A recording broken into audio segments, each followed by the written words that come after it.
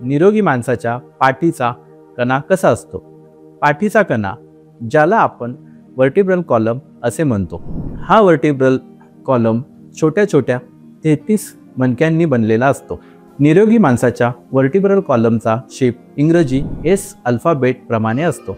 आपण आपल्या सोयीसाठी वर्टिब्रल कॉलमचे 5 भाग केले आहेत, जसे की cervical spine, thoracic spine, lumbar spine, sacrum आणि कॉकिक्स. या ठिकाणी आपण हे लक्षात घेऊयात की सर्वायकल स्पाइन म्हणजे वर्टिब्रल कॉलमचा मानेच्या ठिकाणचा भाग, त्यामध्ये 7 मणके असतात. थोरॅसिक स्पाइन म्हणजे वर्टिब्रल कॉलमचा पाठीचा भाग, या ठिकाणी 12 मणके असतात. कमरेच्या ठिकाणी म्हणजे लंबार स्पाइनला 5 मणके असतात. सॅक्रमच्या ठिकाणी 5 मणके असतात आणि कॉकिक्स म्हणजे टेलबोन किंवा त्यालाच आपण बोली भाषेत माकड हाड असे म्हणतो, या ठिकाणी 4 मणके असतात. हे 33 मणके एकमेकांना जोडून वर्टिब्रल कॉलम तयार होतो.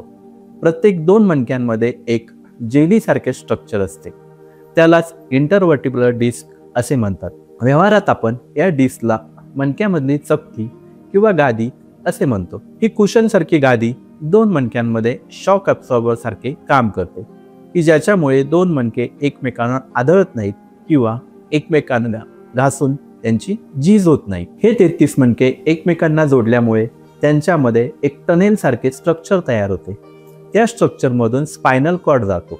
मेंदूपासून निघून माकड हाडांपर्यंत हा स्पायनल कॉर्ड गेलेला असतो आणि प्रत्येक ठिकाणच्या 2 मणक्यांमधून, जसे की मानेच्या मणक्यामधून किंवा कमरेच्या मणक्यांमधून, ह्या स्पायनल कॉर्डपासून छोट्या छोट्या नसा निघून त्या तिथल्या जवळच्या बॉडी पार्टला संवेदना पुरवत असतात.